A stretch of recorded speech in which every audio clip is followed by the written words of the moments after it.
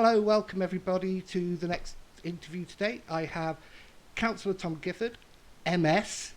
He's a community councillor for Cllr, county councillor for Cllr, and MS for South Wales and West, I believe. Yes, which Yes, I I think will. which I think actually covers me up here in Cummer in the Avon Valley. Yeah, it's all of Bridgend County, Neath the Talbot and Swansea, and a little bit of RCT as well. So I've actually talking to somebody who is my representative as, on some Absolutely. level, being just outside of Bridgend.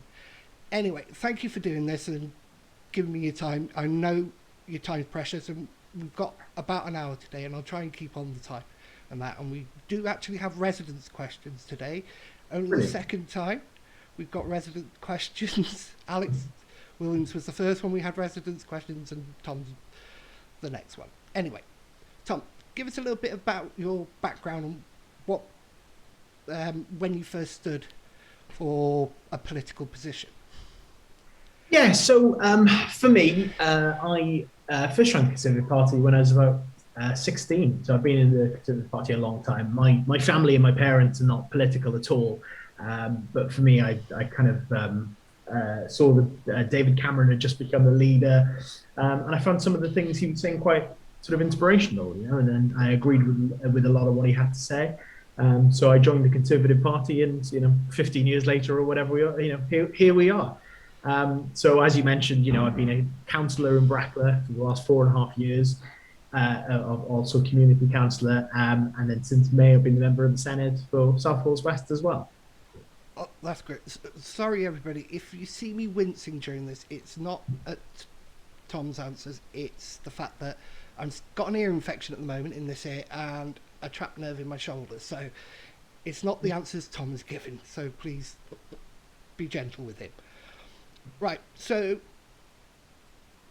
what what actually inspired you to stand? I know people say, "Oh, well, I had an inspirational leader like David Cameron Yeah, or Jeremy Corbyn or whatever," but there must be something locally that yeah, triggered you to absolutely. stand locally. So for me, I live in the ward I represent. I live in Brackler. I'm really passionate about Brackler, and I really want to see it being sort of better represented by, the local councillors. And fundamentally, I didn't think it was being. I thought that there were a lot of issues locally that the council and the councillors at that time were quite slow to respond to. Um, and I thought, well, something's got to change here, and I became the person, and I thought, all right, maybe I can make a difference. So it's really a passion about the community. There's also kind of more cross bridge end things, I guess I'd say, in terms of, like, for example, council tax. As a conservative, I believe in low taxes, and so I think Bridgend, I think it's one of the highest council tax rates in the UK. And so, when you have a level of council tax like we do in Bridgend, and you pay that much money, you have a right to question, well, actually, what are we getting for this money? If you're paying more, you expect a better service. And I think you and a lot of your viewers probably question, all right, well, what is that better service? What does that look like? So for me, really wanted to, drill into that detail as well by becoming that councillor, be able to go through, budget reports and see if they're spending the money wisely. Because ultimately, my view is that council and politicians generally should be taking taxes from people as a last resort and not as a first. Because ultimately, that is money that people go out every day to work, and work hard to earn. It is their money. And the less of it that we can take as politicians, there are some things absolutely fundamentally we need to do. And I don't think anybody would dispute that. But I think, perhaps it's gone, a step too far now. Perhaps we're relying on government and councils to do too much, and therefore, we're paying for it in our taxes. I don't think people would actually complain about paying higher taxes if they could see the results at the end of it, the better services, more services. But we seem to be going in, our taxes seem to be going up, but our services seem to be shrinking or disappearing completely, or not there. As you know, I've had problems with housing recently, and you very kindly offered to help. I was promised 4 callbacks, still haven't had one of them, and it was supposed to be an emergency housing situation. Fortunately, now Shelter Cymru have helped. They advised that I was due 6 months eviction notice because of the pandemic and the increase of the laws, not 2 months. So I do have a 4-month grace period now. But it was the fact that I was promised 4 callbacks, not got one. I spent a fortune ringing the council trying to sort this out. Yourself offered to help, and many other councillors have actually offered to help. And I know the service is there, I know it's stretched, but just a little callback when you're promised a callback within 5 days, then within 24 hours, then the same day twice, and you don't get anything. You wonder, well, are the taxes being spent wisely? Is the service efficient enough? So I see your point. And I think for me, sorry to interrupt you, but I think for me as well, we can have the political back and forth, and obviously there'd be things that if you had a Labour politician on here, they would disagree with me fundamentally, and I respect that. But ultimately, the key role for me as a politician is to be an advocate on behalf of people, as you mentioned, that perhaps have been fallen through the gaps in the system or have been failed by the systems that are created. So from my perspective, that is sort of priority one for me, making sure that people I'm very fortunate to represent aren't falling through the gaps in the system that you mentioned.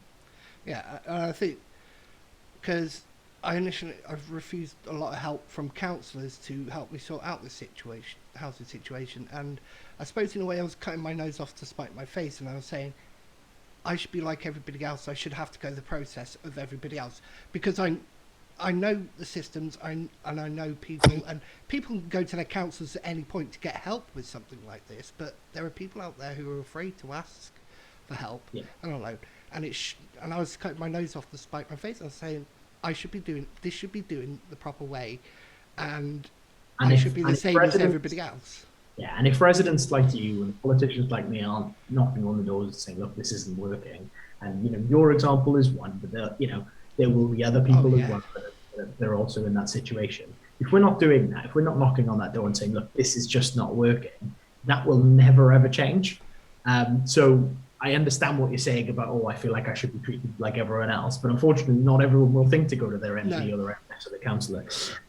So almost by doing that, you're you're doing it for yourself, but you're doing it on behalf of all the others that might not, with hopefully a view to that changing in the future. Yeah. Anyway, we'll get off that because I could rant on that all day. Yeah, apologies. no, that was my fault. I went on. We'll go on to community council now. I'm a big advocate of community councils. I'm a community councilor myself in Cllr on Coisy Hire, and I think community councils do much better work with much less. They're more efficient with what they're doing and spending money. Now, as you say, you've been a community councillor for 4 years in Cllr. I know in the last year you had the Save the Fields thing. You and Mayor John Spanswick both stood up and counted for your community in that respect. What has Cllr Community Council been up to the last 4 years? I know the last year with the pandemic, everything has been delayed on what community councils wanted to do, but before that, there is a lot of good work that's been done in Cllr. Could you give us a bit more information on what's happened? Yeah, and I agree with you.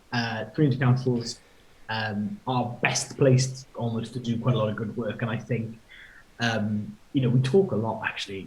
So I will get onto Cllr in a minute, but we talk a lot, I think, in this country about devolution, and I think too much of devolution is focused on what powers can we take from Westminster or from Brussels and shove them into Cardiff, and then they stay in Cardiff and they never get beyond Cardiff. They never reach council chambers like BCBC, and those powers certainly never reach community councils either. And as you say, all right, I wouldn't expect the community council to be running local health services, for example, but community councils, as you rightly say, are best placed to know what is going on in their communities, and actually the ones quite often that deliver on the ground. In terms of Cllr, some of the things we've done over the last 4 years, so just to give you an idea of the political composition of Cllr, the first sort of 2 years it was Labour run, and then the last 2 years have been Conservative run. But Cllr has been one of those examples where we've had, in the main, actually, despite political differences, as a group of councillors that have wanted to work together to get things done for the good of the community. There hasn't really been many occasions where kind of political back and forth has kind of pulled that off the track, if you like. So we run events every year in normal times. As you say, we do a senior citizens dinner, a fireworks night, a fun day in the summer, and there are all sorts of things that all members of the community kind of get involved in. People look forward to, but obviously, as you say, the last year and a half have been very difficult to run events like that. We maintain grass verges and the flowers around the community. Bracklow actually recently won a Silver Guild Wales in Bloom Award for the quality of the streetscape and the flower arrangements and everything in Bracklow. So it really shows, we're doing a job comparable with anywhere else in Wales, really. We maintain sort of children's play parks, the community centre, which loads of groups run and use. And we've tried to invest in things we think the community would want to see. So things like defibrillators, which are a really hot topic at the minute, and something I'm looking for in my other role in the Senate. More access to defibrillators, because that if people have a defibrillator immediately after they've had a cardiac issue, the chances of surviving that cardiac arrest was much, much higher. We've invested in little things like dog waste bags. You can believe the number of people that come into the community council office to collect dog waste bags. And actually, since we've done that, the amount of dog waste in and around the community has lessened greatly. Things like Christmas lights. And we've done all of that in the context of, since we've been running the council, of freezing council tax as well. So back to what I said earlier about not trying to tax people. We try to do as much as we can, but try to take as little of people's money to do it. Yeah.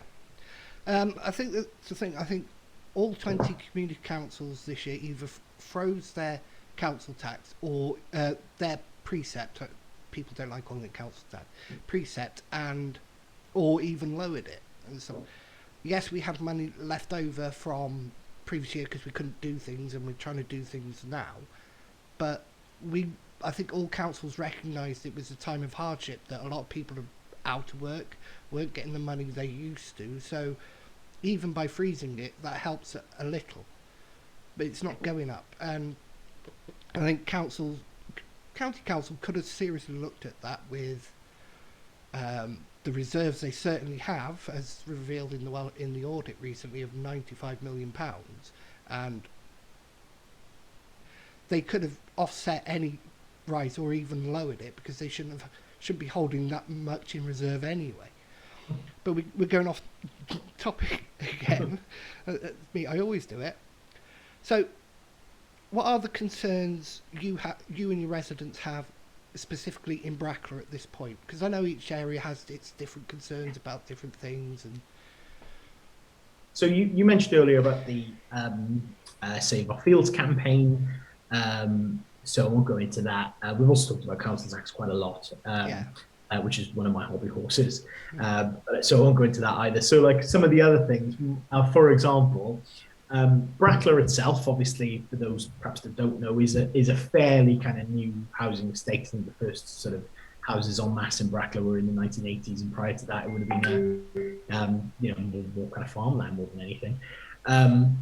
But Bracklow itself now is quite full. There's no room to build. But what we found is new housing estates popping up in and around Bracklow. And what that's done is really put pressure on the amenities within Bracklow. So not only the traffic in the area, which is terrible, but also things like doctor's surgery and the other amenities like shops.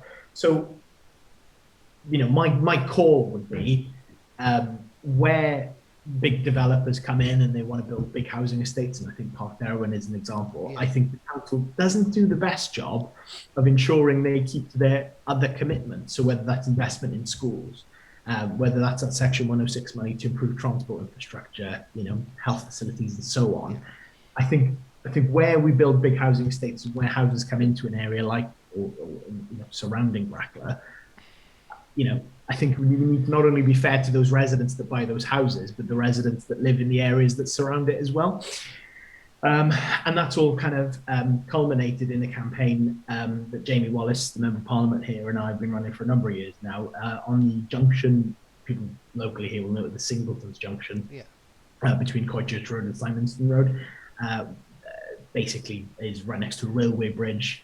So it's very difficult to be upgraded because there's a railway bridge, it makes it incredibly expensive. Now, if you are building new houses in places like Coity or, as has been the case, or Christchurch, you need the road infrastructure to keep up with that. By building more houses, you're going to have more traffic Yeah. going down that road, obviously. So why was it never contingent on those developers when building those houses to say, right, half a mile down the road here, we're going to put great pressure on this junction, and we haven't got a plan to deal with it. So I know Jamie's been meeting with officials in the Department of Transport to see if there's anything that can be done about the bridge.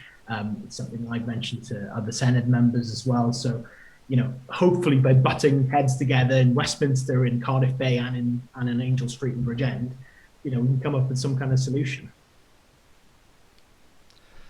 Yeah, it's a difficult thing. I know some of the Section 106 money was used down by there from Park Newham, because it was actually supposed to be used up towards the little hamlet at the top opposite where Brackler Industrial Estate, where you could go into Brackler or Brackler Industrial Estate, and it was used further down.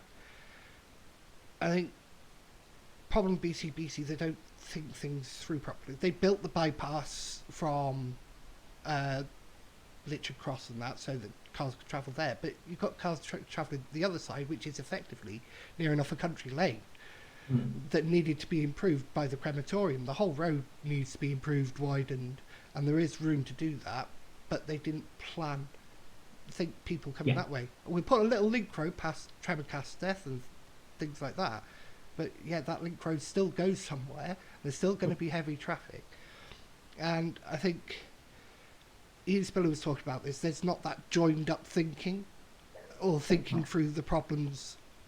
So if I give you an example of that lack of joined up thinking, when the new houses, and I'm 99% confident it was that Tremorcasteth estate in Coity. Now that is technically in Coity ward, and so Coity Community Council was included as a statutory consultee, and the local Coity councillor was, and I've got no problem with that whatsoever. But the significant impact that had, because it was right on the fringe of the border with Brackler, clearly going to have a significant impact on Brackler. And yet, Brackler Community Council was not a consultee, Brackler councillors were not a consultee, and Brackler residents were not a consultee. So it's that lack of joined up thinking. Oh, well, we've ticked the box because this housing estate is in Coity, so we've satisfied the Coity end of it, without thinking, actually, right, the opposite side of the road is a different ward, and we've got no consideration on the effect it's going to have on that ward. So it's, as you say, really, it's a lack of joined up approach throughout the county. Yeah, so we've spoken a bit about you as a community councillor, and you're also a county councillor, but you're also a member of the Senate, which, congratulations, which is very recent, so it must all be new and still finding your feet. But what are the differences between each role, your community council, your county, and the Senate? What do you find are the differences in your day-to-day work? Yeah, so the biggest difference, in all honesty, in the day-to-day work is that my focus in the Senate, whilst obviously I represent my constituents, but is on a Wales-wide basis, and I've got to look and think about things not just as how they impact Bridgend, but the whole of Wales. One of the reasons I stood for the Senate and I wanted to be part of the Senate is because, having been the councillor for the last 4.5 years, I could see the amount that councils kind of had to enact, but didn't have very much say over. So if I give you an example, a good example actually, which you may be aware of, is BCBC's recent decision to change kind of their ability to homeschool transport, basically, from 2 mile to a 3 mile catchment area. Now, the 3 mile catchment area is a rule that is instituted by Cardiff Bay, and they will give out funding to councils based on that 3 mile rule. Now, that may not be appropriate in every part of the world. It may be that walking 3 miles in Cardiff, perhaps, or wherever might be feasible, but it may not be in every circumstance in Bridgend. But because the Welsh Government made that decision and BCBC had to enact it, there's no flexibility within BCBC to be able to do it. So you see how sort of a law made in Cardiff does have a real big impact in what happens sort of in a local authority as well. And I think the other thing is that people, and I think it's changed over the last year since the pandemic, but traditionally I don't think people realize how much power the Senate has. And actually, more power. I wouldn't say this if my erstwhile colleagues were here from Parliament, but uh, more power than a lot of MPs have. Actually, we've seen through the lockdown, the Yeah. power the Welsh government have and where it's wanted to differ from the UK government has been, quite immense, really. So that is quite a big difference as well. It's more responsibility. You're not Yes. just having a few thousand people, 10,000 people in Brackley. You've got now 3.1 million of Wales Yes. to think about. Daunting. So more sleepless nights. Yeah. So going on that part, you obviously do have three roles and you wear three hats: the community, the county, and Senedd. Is there the physical time in the day to deal with everything? Because it's going to be a question people ask. Did Yeah. you think about stepping down as a councillor and keeping the community council role, because that is basically a part-time role, but your other two roles are paid? Okay, county councillors aren't paid as much as people believe. It's only around 13,000 unless you get a chair of a committee, deputy leader, mayor, or chair of the council, leader of the council. Then 13,000. It's not that much money. It's not a full-time wage by any means. So, did you have plans? Can you do all three roles? And did you have plans to think about stepping down with a year to go? So it's a good question, and it's something I did consider. But the way I looked at it in the end was this, right? There are a lot of Senedd members currently that are also councillors, and from my perspective, I won't be standing again next year. But the people of Bracklow elected me to serve 5 years, and I'll honour their faith in me and serve that 5 years. I think it's also important to remember as well that like a lot of other councillors also have full-time jobs as well in Yeah, addition to the council salary. It's just that mine is more public and apparent than a lot of other councillors' jobs. Um, the roles I think as well can complement each other really well. So an example, the example I gave earlier about, all right, the policy on the ground might be undertaken by VCBC, but the law behind it is done, by the Welsh government. So having a foot in both camps actually in that scenario is actually quite advantageous because I can, if I'm getting, gives me an ability basically to knock heads together because I've seen in local government and with the Senedd as well, is there's a lot of buck passing, and we've got yeah, three, even four, if you count community councils, layer of government, and quite often I think there's a tendency too often to blame each other. Oh, the Welsh government has made us do this, or Westminster is telling us to do that.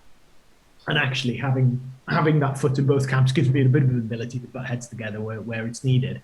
And the last thing I'd say as well is that you mentioned the pay. I'm not taking any of the council salary for this year, so I don't want to be seen to be, taking two salaries. Absolutely doing the role, but I'm donating the council salary to good causes in my region. that's that's good. It's nice to hear, because I know I'm not naive enough to think every person who stands for a position, whether it be Senedd councillor or community councillor, is in it for the good intentions, which the majority, I say 99%, are. And there are people out there who are in it for the publicity, where they can get to, where it can take them to.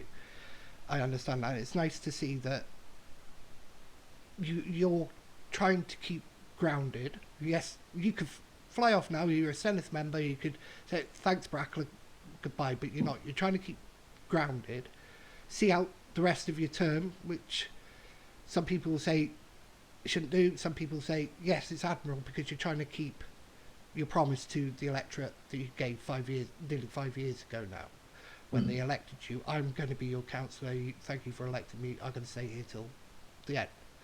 But it's good, and I'm glad you keep it that way. No, thank you. Anyway, now I don't know much about the procedure in the Senedd and what you can do or what you can't do. So, are you currently working on any motion brought towards the Senedd? I saw Luke Fletcher the other day stood up and talked about the free to school transport and that. Are you planning on bringing anything forward? So, so it's a really good question, actually. So yes, but I can't tell you, and I apologise. Oh, very good. For the pure reason, I'm still trying to work with. In a nutshell, I think the Senate, more than Westminster, to give Senate the credit it's due, is a place. There's only 60 of us, 650 MPs, and so what that builds is MSs that work together to, Yeah. as you say, bring forward legislation or work on specific issues.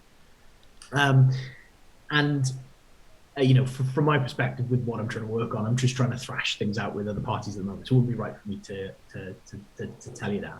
But what I would say is it's very difficult at the moment. Obviously, I'm a Conservative member. As I said to you, I've been a Conservative member for a long, long time. Labour have 30 seats out of the 60 in the Senate. So they don't have to listen. They can do what they like. So what that leaves me in the position of doing is to try and enact some change, try and work with them rather than against them, scrutinize a lot of the decisions they're making, and where they get it right, I will happily tell them they've got it right. But where they've got it wrong, I think it's my job to tell them that they're doing it wrong. And really trying to embarrass them on the occasions where they are getting wrong, with the hopes of them changing their minds.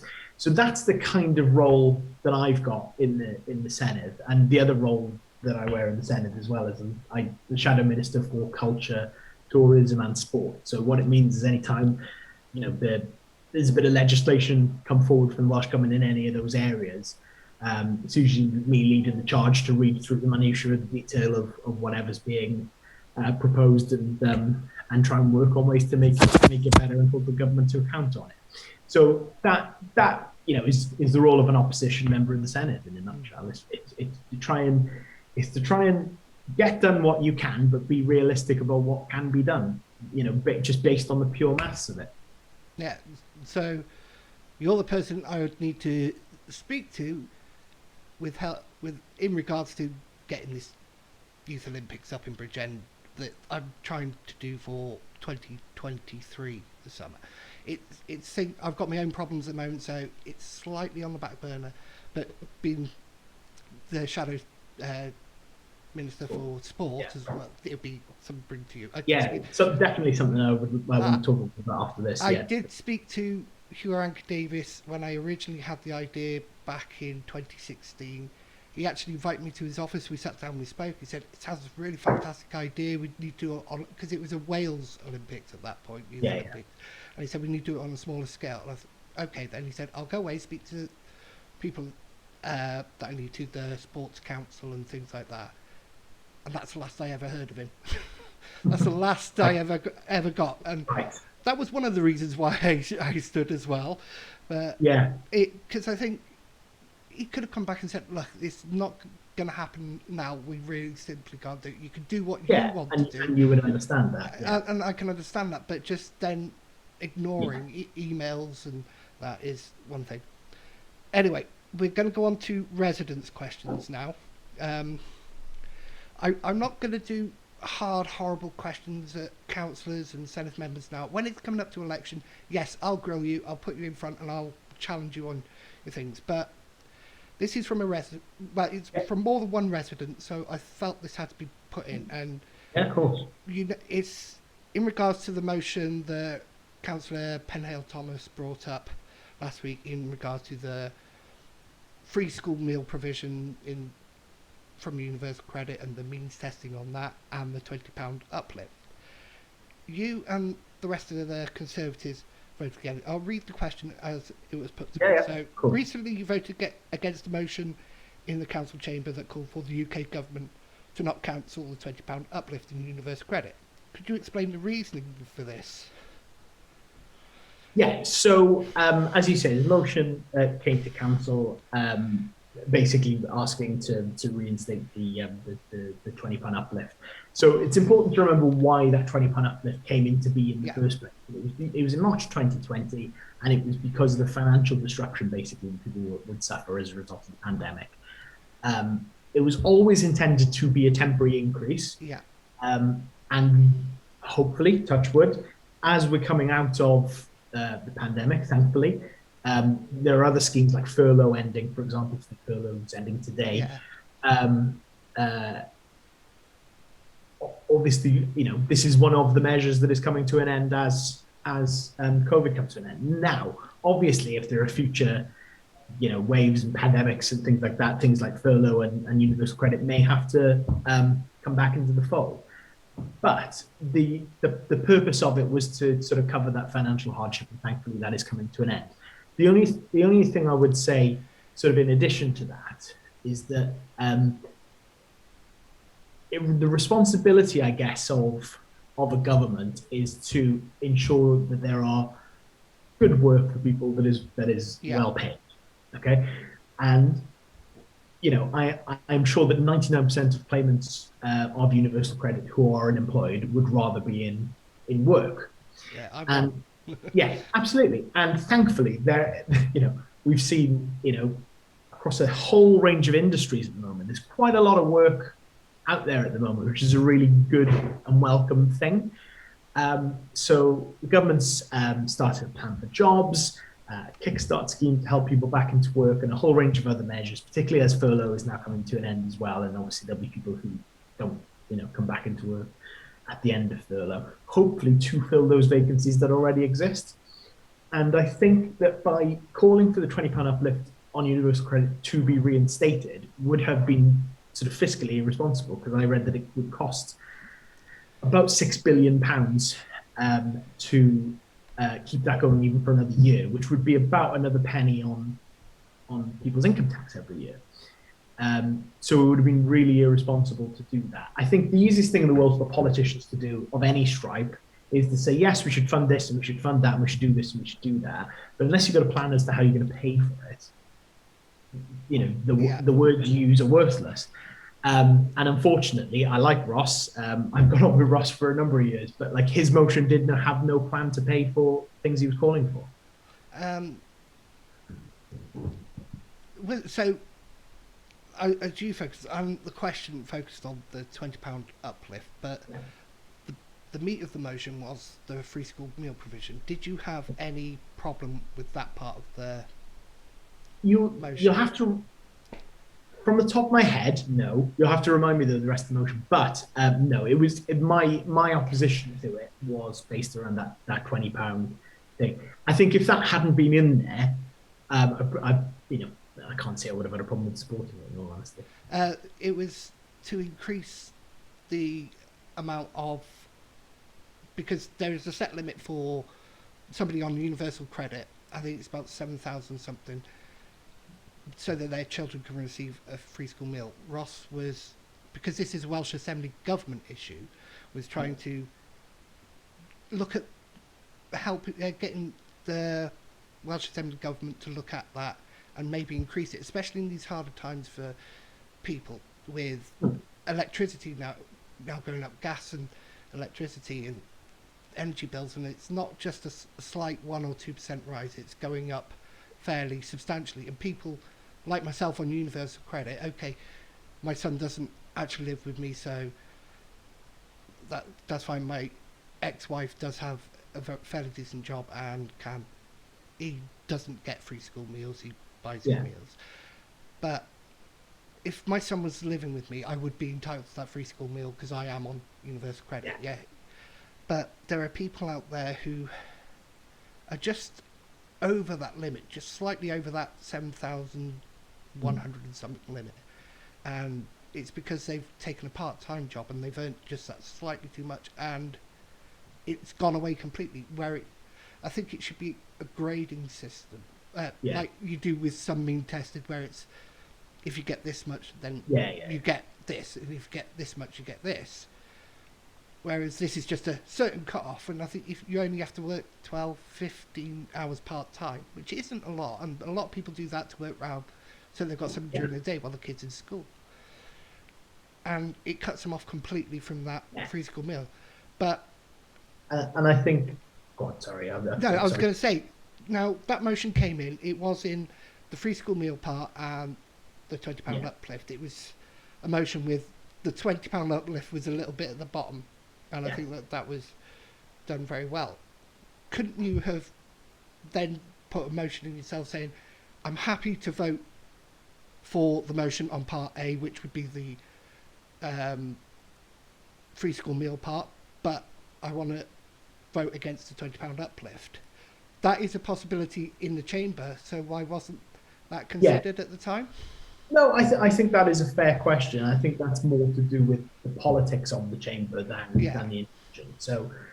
So you're absolutely right. That could have happened, but I think the reality of the kind of political balance of that chamber meant that even if I or someone else in my group had proposed that amendment, it wouldn't have passed. In all honesty, and then that would have failed, and we'd be back to voting on the previous, the unamended initial motion anyway. But I think the point you made, going back to about that kind of sliding scale, if you like, of entitlement, I think that's a really fair one, and I think that is why universal credit was introduced in the first place. Because if you remember the old system, I think a lot of people were afraid to take on work because, if I take on work, I'd lose my benefits completely. Absolutely. And that was the wrong approach to encourage people to get back to work. And that's why you had these kind of long-term unemployed people. I remember working, for my sins, I used to work at Domino's Pizza in Swansea. And the delivery drivers that were earning, a set amount, and physically said, look, I just cannot take on extra hours because if I do, I'll lose entitlement to this, that, and the other. That's not a sustainable system. Like, that shouldn't be the way that system works. As you say, thankfully, I think I don't necessarily think it was rolled out in the best way 5 years ago, or whatever it was. But I think the new system works a lot better now, and really incentivizes people to work without losing all of their benefits all at once. Yeah, it's not a perfect system, but then again, no system is. But it's a better system than what was there. That I think before you could work part-time up to a certain amount before you lost your benefits completely. Now it works. It takes so much out of your benefits as you creep up and up, and that encourages people, especially young parents. I'm not just going to include mothers in this, but young parents, single parents who want, now their kids are back in school, they still have that limited time that they need to be there at the start and can only work part-time. And I think you worked 16 hours part-time before, and that was it. Your benefits gone completely. Yeah. And you couldn't live off 16 hours back then. You still can't live off 16 hours now. Even if we up to £15 an hour, you can't live off that. Because, yes, it'd be great to have £15 an hour, but people don't realise that, business is going to have to put up the cost of everything they sell because they're having to pay more in wages. So £15 an hour may become a living wage, but okay, you lose that because you're paying more in the shops. It soon wouldn't. Yeah, it's got to be a sensible way of doing it, that it's not going to impact people too much. And it's like I said earlier, and it applies to tax and government, but it also applies to businesses. We can all say, we want this funded, or people should be paid that much, and I'm sympathetic to those arguments. Don't get me wrong, but there's a financial reality behind all of it. You're either going to raise taxes or increase prices by doing that. Too excessively. So there was that motion. I think if the Conservatives had tried to bring in that motion, say we want to vote for the first part, but we want to vote against the second part, at least that would have shown that the Conservatives did have support for the first part, but they couldn't support the second part. That's why. And I think sometimes it's perceptions, and I think the way, and I think that's the politics of the system. But I agree. Yeah, the way it's perceived, because it's like, as an independent, I like councillors. I think all councillors, and as I said before, I admired John Spansvik for what he did with Save the Fields, because he stood up to what was a plan, essentially by the Labour-led council, to build a school on the field, and he stood up against that. And I've got to respect any council who does that part of the party, because we know quite often that parties are told, are whipped to vote a certain way. And I think any councillor who puts their community first before a party should always be and there are a lot of councillors that do that. David and Janice Lewis did it with on the housing development, and good on them, you see that. But if you'd introduced that amendment even if it did fail, it would show you had sympathy for the one part, but had a reality on the other part. And I think because all four Conservative councillors at the time voted against it, it seemed that you were unfeeling to all of it. When you've just explained Yeah. you weren't unfeeling to all of it, and Yeah. you've probably gone about it slightly the wrong way. Can I just very quickly pick Yeah. you up on something you said there in passing? Oh. And sorry. No, I had to adjust my shoulder. Because it's something I've seen a lot on social media. You mentioned it there in Yeah. passing. I just really want to use this opportunity to set the record straight. And it's where you said about party groups being whipped and being whipped Yeah. for what to do. So I was the leader of the Conservative group for nearly 4 years. I never whipped a member of my group to vote a certain way ever. Since Matthew Boycey, who's now the leader of the Conservative group on the council, has done it for the last couple of months, he has never done that either. So I see it a lot, and unfortunately, I see it from your gang, the Bridgend County Independents on Facebook, about this kind of whipping system, and we're the only ones that stand up for the interests of our communities. That is not true. Like No, there is, I can't speak for the Labour Party. I've never been a member of the party, thankfully, but I can only speak for my own party. We have never, ever, ever had a whipped vote in Bridgend County Borough Council, and thankfully it's worked really well. We've always been able to stand up for our communities while we're doing it. It's right, and I said I respect him. Does that, John Spans, what you did with Save the Fields and that, and I will respect councillors who do that, but you can see the perception from the ordinary people, not people just like me who listen to politics and look at politics, but the ordinary people where they see groups voting en masse for something that is really unpopular, like the council tax rise, and I did this in my video earlier. I can't believe that not one Labour councillor sat there during the vote and thought, well, this is wrong. People are in hardship at the moment, and okay, they may have not been given the correct details as the auditor pointed out on how much they did actually have in reserves, but they could have looked and thought, don't think that there was one councillor there who sat and thought, my constituents could do with a bit of a break here, let's not vote for a tax rise. But you saw every Labour councillor voting en masse, and then that's where the perception comes from that parties are whipped into vote a certain way when you look at it, and especially something unpopular as the tax rise was this year. Labour Party were the only party that actually voted for the tax rise because they had the majority. They actually put it through because too many people abstained on the vote. But that's the way it is, and I'm glad you never whipped any councillor into vote a certain way from the Tory party, and that's where it should be. It should be. No, I agree. It should always be your constituents comes first, your party comes second. But we've seen in the past where party members have put their constituents first. They've been deselected.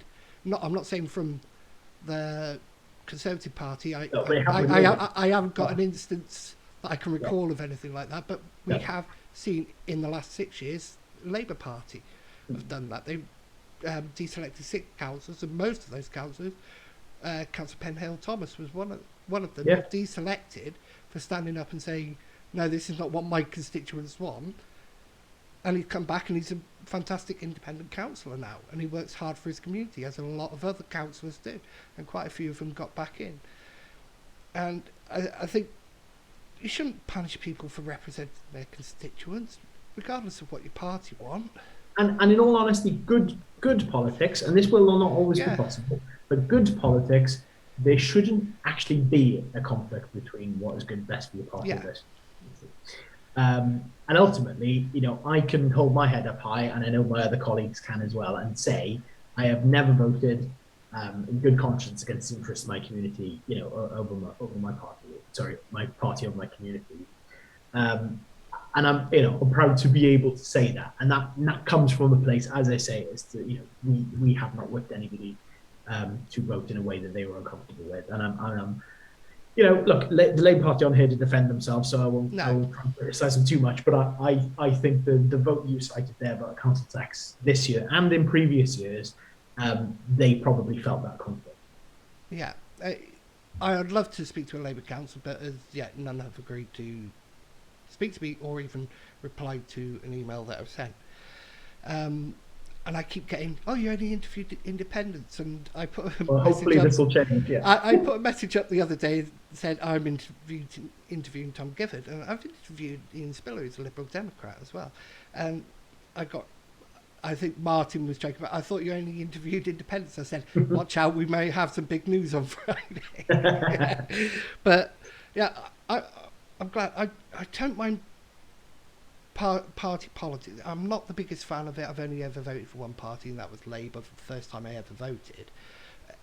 Since then, it's independents who I think, or I don't vote. If the independent candidate doesn't grab me and I think they're making sense, I won't vote for it, for any. And I think, just to add to that, I think there are good independent councillors, and I would never deny that.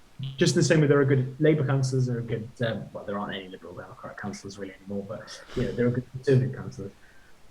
However, I think being an independent does not equal being a councillor. No. And I think that is the important distinction, right? And so for me, I don't care about my community any less than an independent councillor would. No. I live in Brackla. I love Brackla.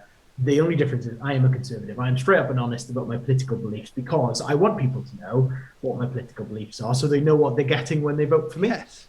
And again, I don't come here to criticise other parties, but I feel like sometimes with the independents, it kind of, you don't always know what you're getting. You don't always know what they stand for. No.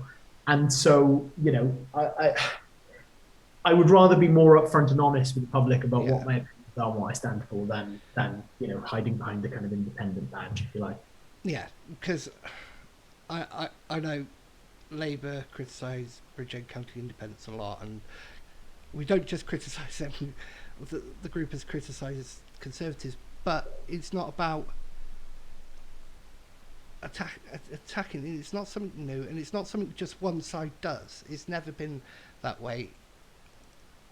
Other groups do it, and in other areas, and it's just how it is. But there are fantastic independent councillors, a fantastic party member councillors within the whole council, and you do see that. You see the way they care. It's like I admire Richard Young, the former communities thing. He does well. He's on the same council as me, and I hear him talk a lot, and he does have passion for Pendray, which is what you want to see in a councillor, not, oh yeah, so we're going to do this now, but I don't get. But a councillor should talk to everybody, and help everybody, and we don't always see that. They ignore the critics when they need help and things like that, and see that. But you should help the people who criticise you as much as you help the people who are on your side and believe what you believe, because at the end of the day, they're your residents. And I'm not saying you've done that. I really don't know. No. But you've had your critics and everything, but I can't see the way I was speaking to you today and the way I've seen with things you have done with Save the Fields and in your community, that you would turn anybody away, even if they were your harshest critic. If they needed help and they are in your community, I'm sure you would help them. And I think the line is, sorry, and I know you want to move on, so I'll be really quick. But no. I think there's a line for all politicians where, certainly now where I've got 700,000 constituents, right, where I'm happy to help anyone, but the one thing I won't put up with is abuse. No, and that is where I'm. Yeah, exactly. I don't think any councillor should, and I think as a councillor, as politicians generally, that's just where we've got to draw the line. Yeah, I think abuse should stop. I've had it recently myself. I had something I did my rant with on Steve Bledsoe's interview at the end, and okay, I could take it. You criticise me, that's fine thing, but a lot of it, and I'm not blaming councillors, I'm not blaming individual parties or individual people, because it comes from everywhere. There are people out there that do take that step too far, do go over that line, and then sometimes they won't even try and retreat back over that line. They keep there doubling down and doubling down. That's the kind of politics I don't like. Yes, I'll criticise anybody if I think they've done something wrong. I'll praise them if I think they've done something right. You're a Conservative, John Spanswick's a Labour, and I've praise both of you today for what you've done with Save the Fields. When you get things right, in my mind, I will praise. If your policies I don't think are right, I will say, well, there's something wrong here. I don't agree with this, but I'm not going to say you're... Yeah, but let's keep it civilized and and that's what politics should be. But now it seems to be, I'm nastier than you. Yes. That's... Yeah. And I think, you know, from my perspective, and I'm really sorry to keep... No, carry on. But like, from my perspective, you know, the job for us as a party is obviously to encourage people to stand and like, be really good community champions, but they're kind of on the fence. And actually that toxicity is what puts people off. And I see it a lot with female candidates as well. And, you know, that environment is, you know, quite macho and quite off-putting for, you know, female candidates have told me that it is like that. And the abuse sometimes can be quite a lot stronger for whatever reason towards female candidates than it is for male candidates. So it's not just about me, not just about the party or the Labour group or the independent group or anybody else. To have good politics in Bridgend, we need decent people to stand. Yeah. And if politics in Bridgend is toxic, decent people will not stand. It is the people who engage with that kind of politics will be the ones that do stand. Yeah. I spoke about this with Steve Bledsoe, and he fully acknowledged at the beginning his thumbs were a bit out of control at the start, and he tempered himself a lot since then. And people still think it's him, but it's not him, it's others. And he said that's what is off-putting. He said we would have more female politicians if it wasn't so.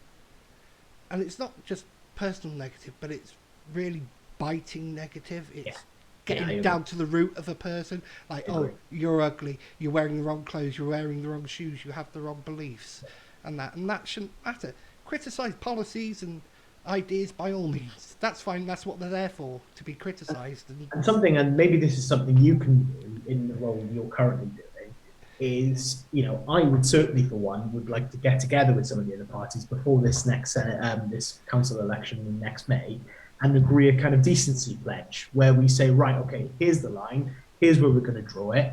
You know, we're going to be very respectful to each other, and as you say, disagree where we disagree, but you know, let's not make it personal, and let's not fight at one another, because that's what people in Bridgend want to see.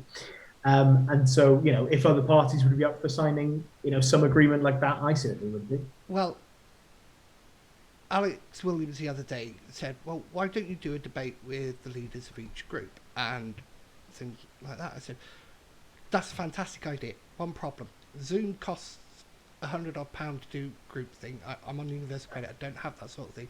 If we had it in a room, I'd have to hire the room, have the cameras for each thing, and my audio equipment. I don't have that sort of money. I'm on a computer that's failing as we're talking.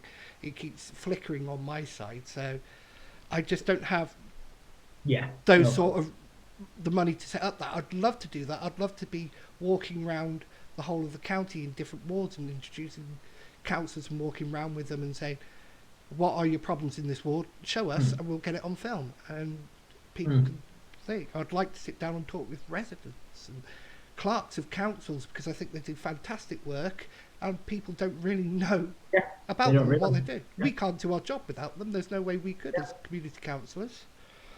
Anyway, we're running short of time at the moment, so I'll get on to the next question, which is, with the boundary changes in the council that come next year, what are yours and your party's thoughts on the changes, and how will it affect the Conservatives? This is a residents' question. Yeah, so from my perspective, the Conservative, the point I guess you made about the Conservatives is kind of secondary. For me, the purpose of boundary changes is twofold, right? So first of all, wards kind of need to be the same size throughout the county. I think in the last set of boundaries, there were some areas where you had one councillor representing a completely different number of people to another area. That meant there were some people underrepresented and some people overrepresented. And when one councillor has one vote, that vote should correlate with the number of people that they represent, right? And I think it's unfair where that kind of parallel has come apart. So that's number one. So there's some really pleased these boundary changes have happened. But secondly, it's important that the boundaries are boundaries that people identify with. So it doesn't, it's not like, oh, well, halfway down a street, one ward is completely to another, right? It needs to be contiguous communities that people kind of recognize. So in Brackler specifically, I like the proposals because at the moment I am one of 4 councillors for Brackler. And as I say, I'm not standing again, so it doesn't bother me personally. But I think there can be confusion as to who is best to contact when you've got 4 names written in front of you. Yeah. I think it is better to have one person, or sometimes 2, I guess, as a single point of contact. So people know, right, that is my councillor, and that is who I contact, and that is who represents me in my area, rather than there are 4 there and I can pick one, or, oh, I'm a Labour voter, so I'll pick the Labour one, or I'm a Conservative voter, so I'll pick the Conservative one. I don't really think that works particularly well. So I think a boundary change, certainly in my neck of the woods, has delivered more 1-member wards, and I'm pleased about that.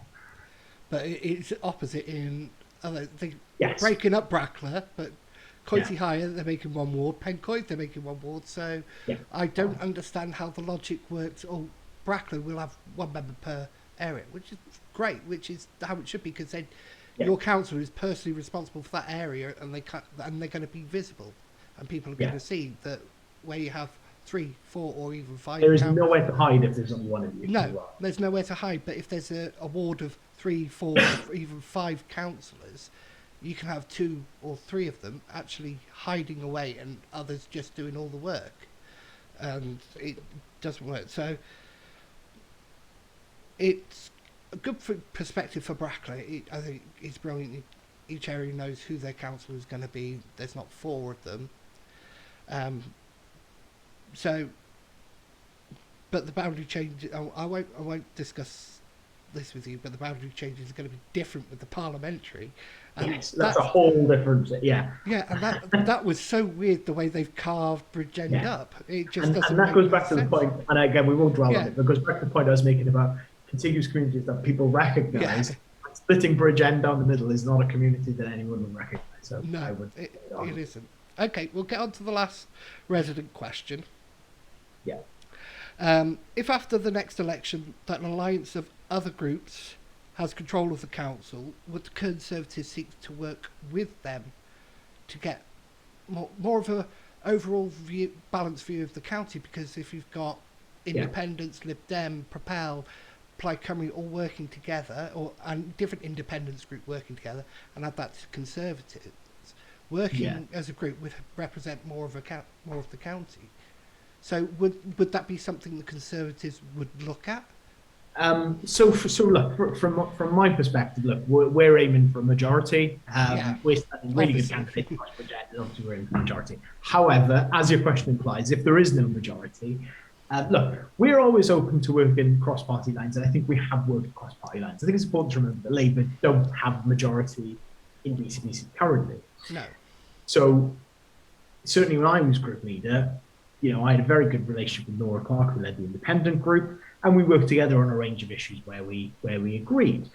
And I think that is the grown-up way to do politics. Where you agree, all right, you don't agree on everything, otherwise you'd be in the same party. But where you do agree, let's work together. But there's 2 kind of red lines for me. First of all, is on council tax. That I wouldn't want to, work with a group that has the same kind of plan for council tax as we've seen from the Labour Council over the last 5 years. No way. Time we thought about creative ways to put money back into people's pockets. And ultimately, we had a discussion about 10 minutes ago about sort of the toxicity and the bile from certain people. They are not people that I would necessarily want to work with. So I think, independents, all parties that spend time on social media spouting out some of the things I've seen from them over the last few years, to then turn around after that election and say, hey, let's be best friends, won't fly. We've all got a responsibility to detox fight politics in the end.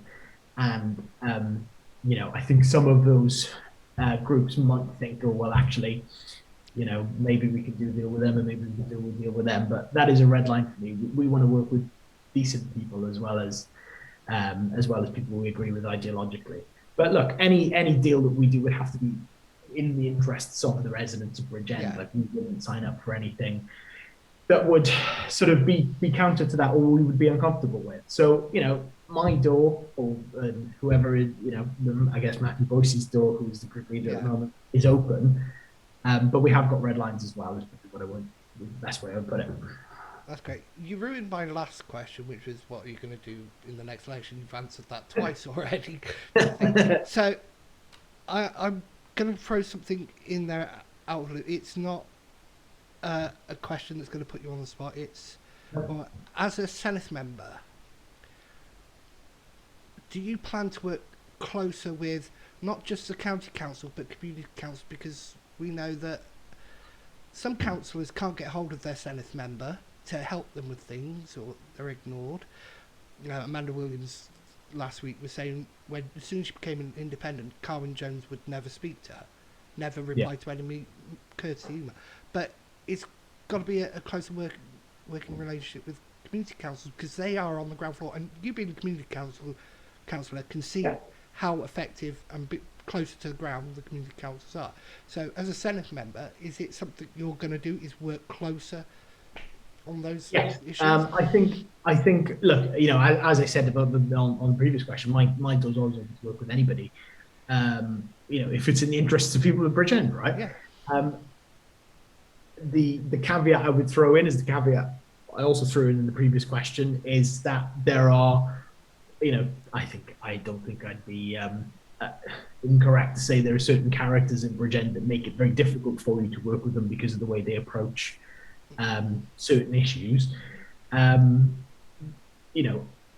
I think, look, I've always worked very closely with Jamie Wallace, our MP here. Appreciate we're both in the same party, but actually, as we gave the example earlier about Coychurch Road, the ability to have, a councillor, a Senate member, and an MP all pushing on those same doors on the same issue is actually really, really, really effective. But look, I'll work with anybody from across any party. If it serves the interests of constituents, I'm always happy to do that, and I always will do that. And the point you made about getting hold of Senate members, I hope, from putting this discussion together, and I'm doing things like doing Zooms and things with local schools and things like that. And I'm opening this office here. As you can see, I'm not really unpacked anything, but I've got an office now in Porthcawl. So, from my perspective, I want to be as visible and as active as I possibly can be. So hopefully that's not something that people would say about me. Hopefully. No, I've got to admit, I missed initially. I did messenger to you, and you said yes, that's great. I'll do the interview. Just contact my staff so we can arrange it. And one of your staff members, community councillor Brackler, Kay Rowlands, has been fantastic in setting this up with me. She knows I've had issues. She's passed those issues on to yourself, and we've eventually arranged for today. This was the original date we were going to do, but I had to say I can't do that because I'm not sure where I'm going to be living, but I got a bit of a reprieve, which was great. We've still got that time free. Do you want it? Yeah. And you've been fantastic, and thank you for everything we do. We've just run past the hour, so I won't keep you any longer because I know your time is very limited and you've got a lot to do, and I'm not the only important one. Jamie Wallace has agreed to do an interview with me. Just waiting for his staff to set that up. That's great. I wonder if one of you could get Boris Johnson on with me. That would be brilliant. That would just send my channel on YouTube. I could get thousands of subscribers then and start earning money off YouTube. Jamie's the man to ask on that one. He sees it more regularly. Yeah. I'll try. So thank you very much for doing this today. It's no been problem great. I really enjoyed it, actually. It's really good to chat. And hey, look, as you said, you're involved with independence and I'm a conservative, but I think we found loads of areas where we've agreed, and loads of areas of common ground. And I think, look, it's the example we're trying to set with politics, right? Yeah. Where we disagree, I think we've been very respectful of it as well. So yeah, we're not having a slanging match, but exactly. As I said, this is not what I want the channel to be. I want channel so people can be informed of what you actually do and how you do it, because not everybody knows, not even me. I'm a political junkie. I read everything. I read the American stuff. I read the British stuff. And I don't know what's going on with everything. And it's good to hear how people go about doing their jobs, because not everybody does it the same. Not every council does it the same way, and things like that. Anyway, thank you very much, and I'll say goodbye. Thank you for that. Thank you everybody for joining us today, and thank you to Tom again. We'll see you soon. I believe I've got another interview arranged, hopefully at some point next week, with Jefferson Tilsley, one of our longest serving councillors in Bridgend. That'll be a good one. You want to tune in for that one? Yes, and I'm looking forward to that. I've been reading up on Councillor Tilsley, and he's got a very, very good background, which I'll speak more on that. So thank you everybody, and goodbye. Have a good day.